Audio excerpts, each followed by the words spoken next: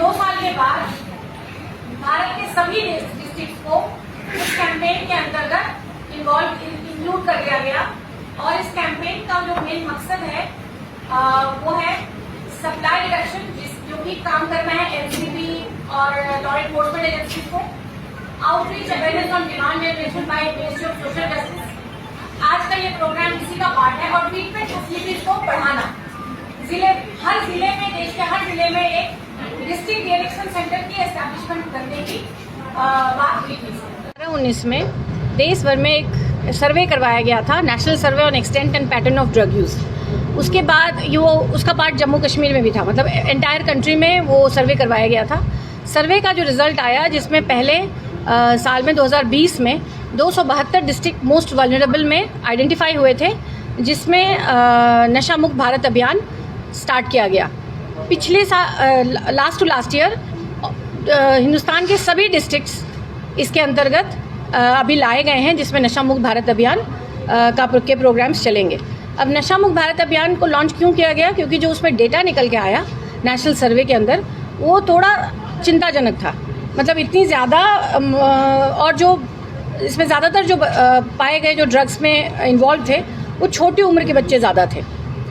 जिसमें ये पूरे देश भर में ये सर्वे किया गया था। तो जो बहुत चिंताजनक डेटा आया, उसके आधार पे एक नेशनल एक्शन प्लान बनाया गया, जिसके अंतर्गत ऑन ड्रग डिमांड रिडक्शन, जिसके अंतर्गत सभी ज़िलों में, देश के सभी ज़िलों में डी एडिक्शन सेंटर खोलने की बात की गई। उसके अलावा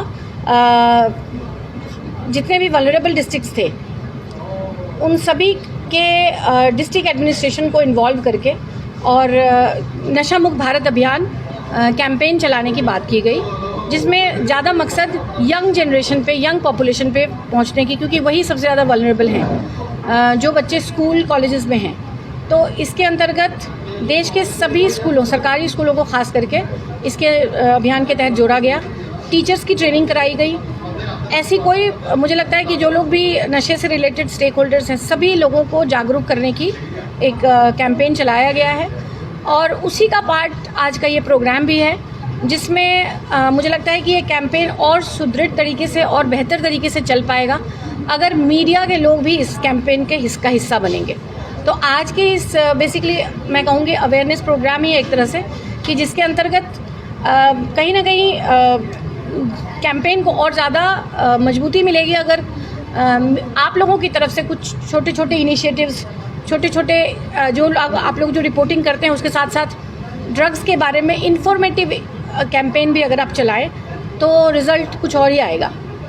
इसीलिए आज एक अवेयरनेस प्रोग्राम का हमने ऑर्गेनाइज़ किया है, जिसमें रिसोर्स पर्सन के तौर पे प्रोफेसर विनय कुमार हैं, SLCS से हम लोग हैं, जिसमें आपको एक तो नशा मुक्त भारत अभियान के अंतर्गत क्या क्या कंपोनेंट हैं, किस तरह से काम हो रहा है उसके बारे में, ड्रग्स के इफ़ेक्ट्स के बारे में, कि आप भी थोड़ा इसको मास मीडिया के ज़रिए लोगों तक, बच्चों तक, गांव-गांव तक पहुंचा सकें।